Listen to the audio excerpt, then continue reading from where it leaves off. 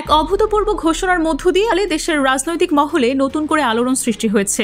বাংলাদেশ জামায়াতে ইসলামের শীর্ষস্থানীয় নেতৃবৃন্দ, যার মধ্যে দলের দুজন নায়েবে আমির ও সেক্রেটারি জেনারেল সহ কেন্দ্রীয় নেতৃবৃন্দ উপস্থিত ছিলেন, এক সংবাদ সম্মেলনে জাতির সামনে এক গুরুত্বপূর্ণ বার্তা তুলে ধরেছেন। অনুষ্ঠানের শুরুতে প্রচলিত ইসলামী রীতি অনুযায়ী সালাম ও শুভেচ্ছার আদান প্রদান হলেও পরবর্তী বক্তব্য এবং তার গভীরতা রাজনৈতিক পর্যবেক্ষকদের মধ্যে নতুন করে চিন্তার খোরাক জুগিয়েছে। অনুষ্ঠানের মূল বক্তা, যার পরিচয় সরাসরি উল্লেখিত না হলেও তার বক্তব্য ভঙ্গি ও উপস্থিতির কারণে তার গুরুত্ব অনস্বীকার্য, প্রথমে উপস্থিত সাংবাদিক বন্ধু এবং দেশবাসীর উদ্দেশ্যে সালাম ও শুভেচ্ছা জ্ঞাপন করেন। এরপরে তিনি তার সাম্প্রতিক দীর্ঘ এবং ফলপ্রসূ বিদেশ সফরের বিস্তারিত বিবরণ তুলে ধরেন, যা শুধু ব্যক্তিগত ভ্রমণ না, বরং দেশ ও জাতির স্বার্থে পরিচালিত এক সুদূরপ্রসারী কূটনৈতিক ও জনসম্পর্ক স্থাপনের যাত্রা ছিল। গত মাসের 19 তারিখ যখন দেশের রাজনৈতিক আকাশ কিছুটা থমথমে, তখনই তিনি উমরা পালনের উদ্দেশ্যে এক দীর্ঘ যাত্রাপথে পা বাড়ান। 3 দিনের মধ্যে উমরা সম্পন্ন করে দ্রুত তিনি তার সফরের দ্বিতীয় ধাপে প্রবেশ করেন। 22 তারিখ সকাল 9টায় তিনি আমেরিকার জন এফ কেনেডি বিমানবন্দরে আল্লাহর মেহেরবাণীতে পৌঁছান। সেখানে 8 দিনব্যাপী তার কর্মসূচি ছিল নিবিড় এবং তাৎপর্যপূর্ণ। 8 দিনে তিনি বিভিন্ন স্তরের সরকারি ও বেসরকারি গুরুত্বপূর্ণ সংস্থা এবং ব্যক্তিদের সাথে একাধিক বৈঠকে ছিলেন। আমেরিকার মাটিতে তার এই সফরের একটি উল্লেখযোগ্য দিক ছিল সেখানে বসবাসরত বিপুল সংখ্যক বাংলাদেশিদের সাথে সংযোগ স্থাপন। এত অল্প সময়ের মধ্যে নিউ ইয়র্ক, বাফেলো, মেশিনগান এবং ওয়াশিংটন ডিসি এই 4টি গুরুত্বপূর্ণ শহর সফর করা তার পক্ষে সম্ভব হয়েছিল।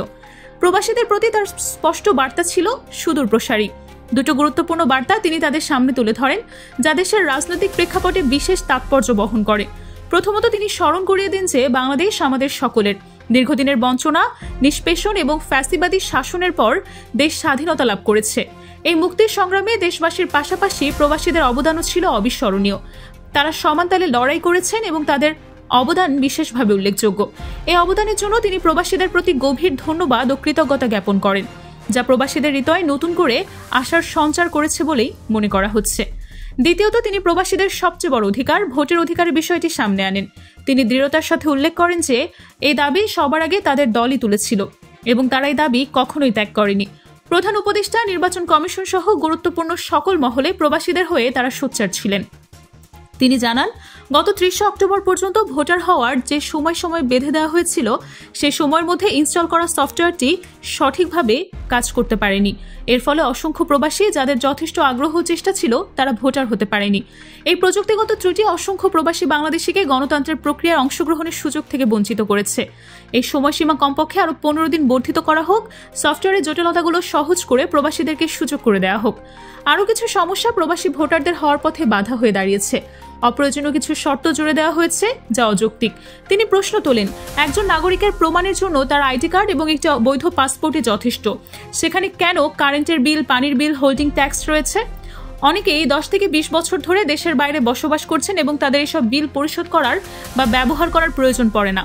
এসব শর্ত সহজ করার জন্য তিনি আহ্বান জানান। এসব দাবির পাশাপাশি প্রবাসীদের প্রতি তার আরেকটি গুরুত্বপূর্ণ বার্তা ছিল, তাদের দায়িত্ব কেবল দেশকে দেয়া না, দেশেরও দায়িত্ব তাদের সম্মান দেওয়া।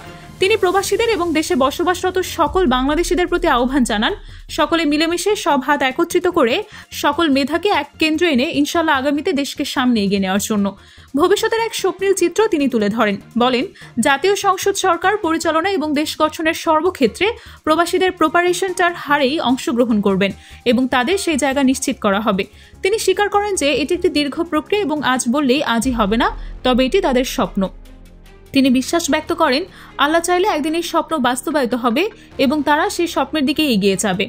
আমেরিকা সফর শেষে তিনি যুক্তরাজ্য এবং তুরস্ক সফর করেন। তুরস্ক থেকে তিনি আজ এখানে এসেছেন। সেখানেও সরকার বেসরকার বিভিন্ন পর্যায়ে তার অত্যন্ত গুরুত্বপূর্ণ মিটিং রয়েছে। তুরস্কের ডায়াসপোরা, অর্থাৎ সেখানে বসবাসরত প্রবাসী বাংলাদেশিদের সাথেও বসার এবং কথা বলার সুযোগ রয়েছে।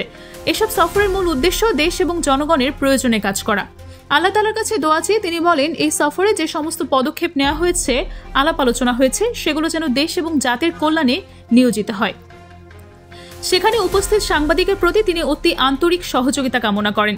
সাংবাদিকদের জাতির বিবেক এবং তাদের হাউসগুলোকে দর্পণ হিসেবে অভিহিত করেন। দেশ করার এই অভিযাত্রায় জামায়াত ইসলামী যে সমস্ত কর্মসূচি ঘোষণা করেছে যা দেশ এবং জাতির কল্যাণে, সেই সবগুলোতে সাংবাদিকদের সহযোগিতা একান্ত কাম্য। তিনি স্মরণ করিয়ে দেন, সাংবাদিকরা এই সমাজ থেকে বিচ্ছিন্ন নন, তারা কেবল সাংবাদিক না, বরং এদেশের নাগরিকও। তার বক্তব্য শেষে সাংবাদিকরা স্বভাবতই প্রশ্ন উত্থাপন করেন। প্রথম প্রশ্নেই তিনি তার ব্যক্তিগত অবস্থান স্পষ্ট করেন। তিনি জানান তিনি আমির নির্বাচিত হননি, বরং তার সহকর্মীরা তার উপর একটি বড় দায়িত্বের ভার অর্পণ করেছেন। এরপর তিনি দেশের চলমান রাজনৈতিক পরিস্থিতির একটি গুরুত্বপূর্ণ দিক তুলে ধরেন, বিশেষ করে আসন্ন নির্বাচন এবং প্রার্থী তালিকা প্রসঙ্গে।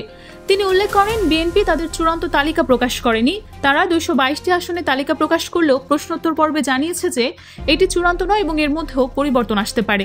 আর এখানেই তার বক্তব্যের সবচেয়ে গুরুত্বপূর্ণ এবং সাসপেন্সপূর্ণ অংশটি বেরিয়ে আসে, যা দেশের রাজনৈতিক পর্যবেক্ষকদের জন্য ব্যাপক আলোচনার বিষয় হয়েছে। তিনি বলেন, তবে যেহেতু আমরা একা ইলেকশন করব না, আরও অনেকেই আমাদের ধারণ করব, দেশ এবং জাতির সাথে সব দিক বিবেচনা করেই চূড়ান্তভাবে যথাসময়ে ইনশাআল্লাহ আমরা প্রার্থী ঘোষণা করব। এই বাক্যটি একটা বিরাট প্রশ্ন চিহ্ন তৈরি করে। অনেকেই আমরা ধারণা করব বলতে আসলে কিসের ইঙ্গিত বহন করে সেটা বোঝায়নি। রাজনৈতিক কৌশল অবলম্বনের ইঙ্গিত? দেশের বর্তমান রাজনৈতিক মেরুকরণের প্রেক্ষাপটে এই ঘোষণা নিঃসন্দেহে গভীর তাৎপর্য বহন করে। মতানৈক্য প্রসঙ্গে তিনি এক গভীর দার্শনিক দৃষ্টিভঙ্গি তুলে ধরেন। তিনি বলেন, আমি বুঝতে পেরেছি যে মতানৈক্য কেন আমাদের মধ্যে হয়ে থাকে, তবে দোয়া করেন যেন মতবিরোধ না হয়। তার মতে মতের বিভিন্নতা গণতন্ত্রের সৌন্দর্য। সকল দল এক না, প্রতিটি দলের এই নিজস্ব দৃষ্টিভঙ্গি থাকবে, এটাই স্বাভাবিক। একটি সম্ভাব্য প্রশ্নের উত্তরে তিনি বলেন, না, ওনারা বেঁধে দেয়নি, আমি এটাও শুনেছি। ভালো করে ওনারা অনুরোধ করেছেন যে এক সপ্তাহ সময়ের ভেতরে রাজনৈতিক দলগুলো বসে যদি একটি কনসেনসাস পৌঁছাতে পারে, সরকারের জন্য এটি ভালো।